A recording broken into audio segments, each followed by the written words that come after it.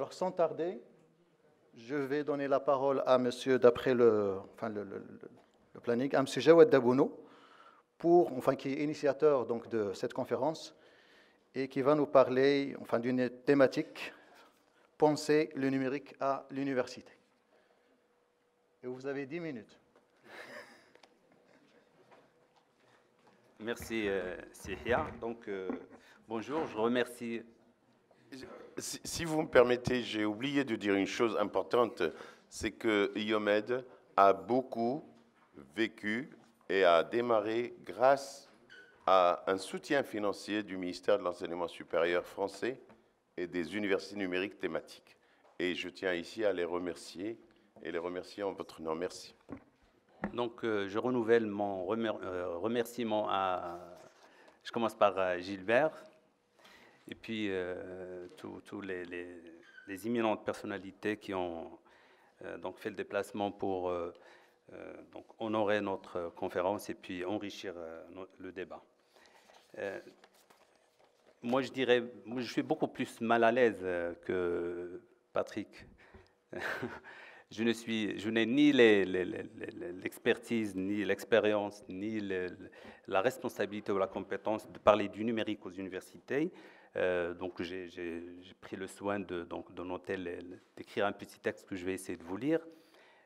Mais j'ai essayé de situer mon intervention entre, comme a dit M. Patrick, plusieurs poids lourds, moi je dirais plusieurs poids lourds, pour m'inspirer de ceux qui m'ont précédé et aussi éventuellement être corrigé par ceux qui vont suivre. Et je vais donner surtout des réflexions d'un enseignant-chercheur sur le numérique et les éventuelles attentes, et puis éventuellement glisser quelques critiques par rapport à notre stratégie à l'université dans le domaine du numérique. Mais je commence par rappeler que, que notre conférence est organisée en hommage à mon directeur de thèse, Gilbert Touzeau. Je finirai par une biographie de ce grand monsieur, tout modeste, mais qui, derrière sa modestie, se cache une personnalité qui, d'ailleurs, M. Benani et M.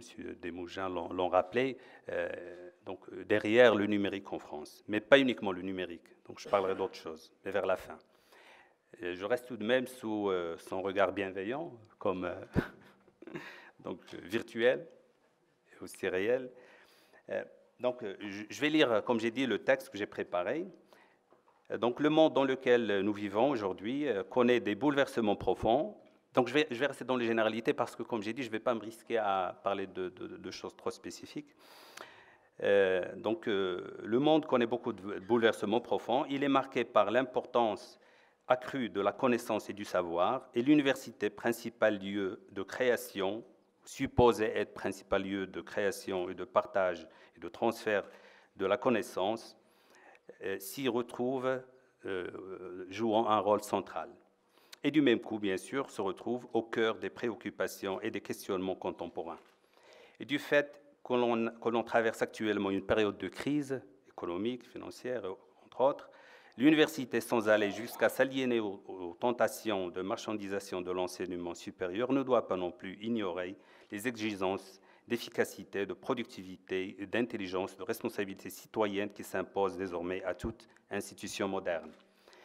D'autant plus que dans ce monde globalisé, liquide, en transition permanente, toutes les institutions qui n'évolueront pas pourront perdre leur raison d'être ou courir le risque de marginalisation.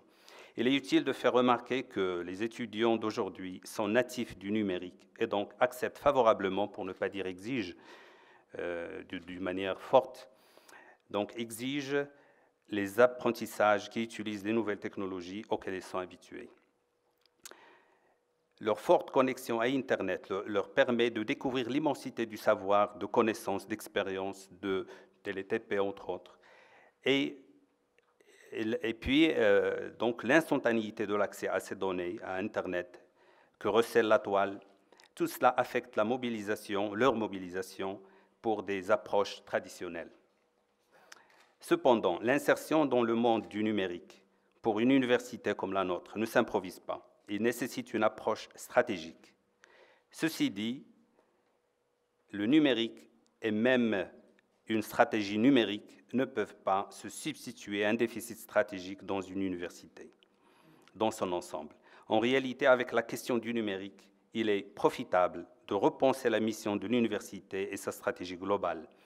C'est le seul moyen qui pourrait garantir une intégration réussie de la dimension numérique et éviter de se laisser entraîner par la facilité et l'aveuglement du déterminisme technique ou par l'effet de mode et des initiatives ponctuelles et volatiles.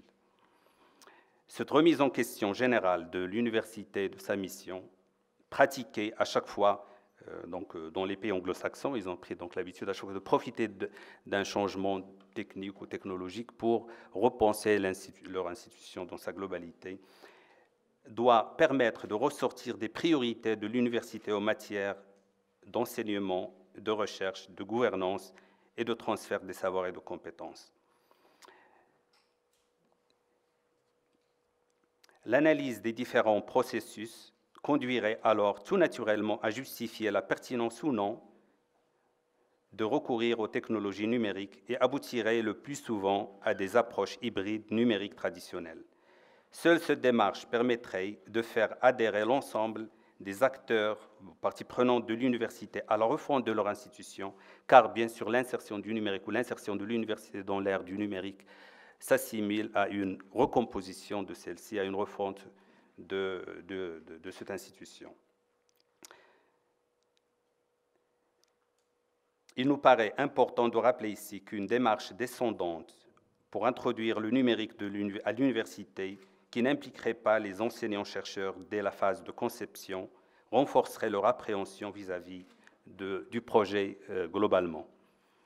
Le numérique couplé avec les technologies qui émergent, nanotechnologies, RFID, etc., donc toutes les technologies qui accompagnent le numérique, augmentent la complexité de notre environnement et placent les universités de façon permanente devant des situations difficiles auxquelles elles ne se sont pas préparées. Cela exige de chaque institution de développer une réactivité stratégique et une certaine agilité. D'un autre côté, le numérique offre des moyens et des outils qui favorisent l'innovation pédagogique et permet aux universités de disposer d'avantages compétitifs dans un environnement de plus en plus concurrentiel. En fait, comme l'a bien expliqué Michel Serres, le numérique, dans son rapport au message, met en place pour nous une nouvelle topologie et, par conséquent, nous offre de nouvelles opportunités pour élargir le champ des possibilités en matière de création, d'échange, de partage et de transfert d'informations, de savoir et de connaissances. Le numérique contribue ainsi à rendre le savoir fluide géographiquement, ce qui peut présenter quelques menaces, du fait que l'avènement des MOOC en particulier exprime la volonté de certaines grandes universités à se positionner dans la nouvelle topologie établie par le numérique, dans ce qui pourrait s'apparenter à une sorte d'université globale. Cela exige de nos universités d'innover pour rester visibles, crédibles, utiles et compétitives. Nous croyons qu'une université isolée ou renfermée sur elle-même ne pourra pas relever les défis de notre quotidien. La conférence que nous organisons aujourd'hui et qui se prolongera demain par des tables rondes témoigne de notre volonté d'ouverture et de notre conviction que seule une réflexion profonde prenant en compte toutes les dimensions du numérique, un partage d'expériences, une analyse des contextes et des partenariats efficaces nous permettront de réussir l'intégration du numérique dans nos universités. Il ne serait pas intelligent, avec des personnalités aussi éminentes que celles qui sont ici présentes, malgré des agendas chargés, de se satisfaire de récits d'expériences, de présentations de points de vue, d'éclairages ou de recommandations. Au-delà du savoir dont ils disposent, des pratiques qu'ils ont expérimentées et des retours qu'ils ont capitalisés, ces imminentes personnalités ont été, et on l'a vu dans les exposés en particulier de M. Benani, sont animés par une volonté de faire bouger les choses. Et c'est de cela que nous voulons profiter lors de cette conférence. Je vous remercie. Mais permettez-moi, avant de quitter de parler un petit peu de Gilbert. Il fallait quand même. J'ai pas tout mis sur les diapos parce que ça peut pas être contenu. Mais la situation actuelle, c'est un professeur que j'ai connu bien sûr à Compiègne en 90, à l'UTC, professeur émérite des universités, président de la fondation UNIT, unit.gov, www.unit.gov. Un grand pionnier du numérique en France. Oui. Et puis, il est connu au Maroc surtout par un livre, M. Rqeq et M. Boutior et d'autres personnes, d'autres professeurs et collègues le connaissent par la méthode des éléments finis, parce qu'il a un livre qu'il m'avait offert lors de notre première rencontre à Compiègne, et qui est traduit dans plusieurs langues, je ne sais pas combien de langues, 4 langues, y compris le japonais, si je me rappelle bien, le chinois. Ce qu'on ne peut pas voir bien sûr dans les CV, c'est que M. Fouad aussi va peut-être en parler, qui vient de Compiègne, et que je souhaite aussi la bienvenue à Fouad.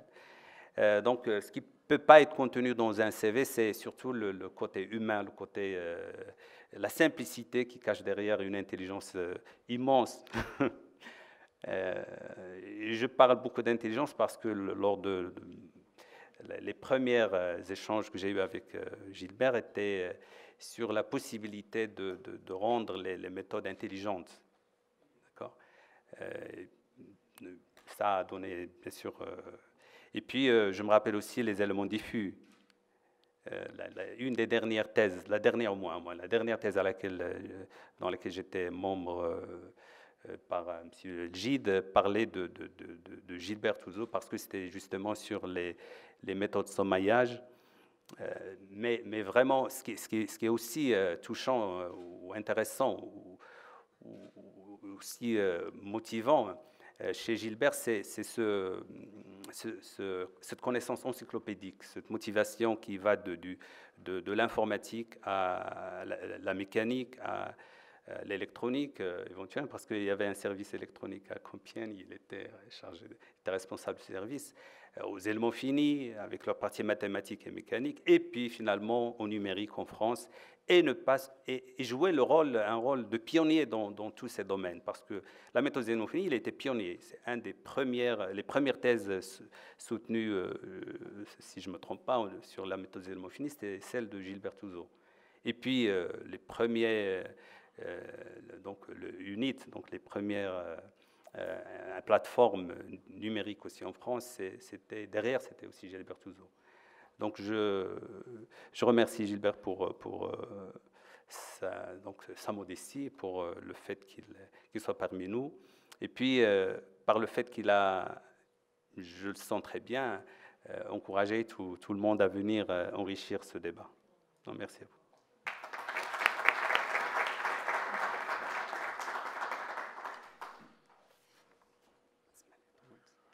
Merci Jawed, qui m'a épargné l'introduction de M.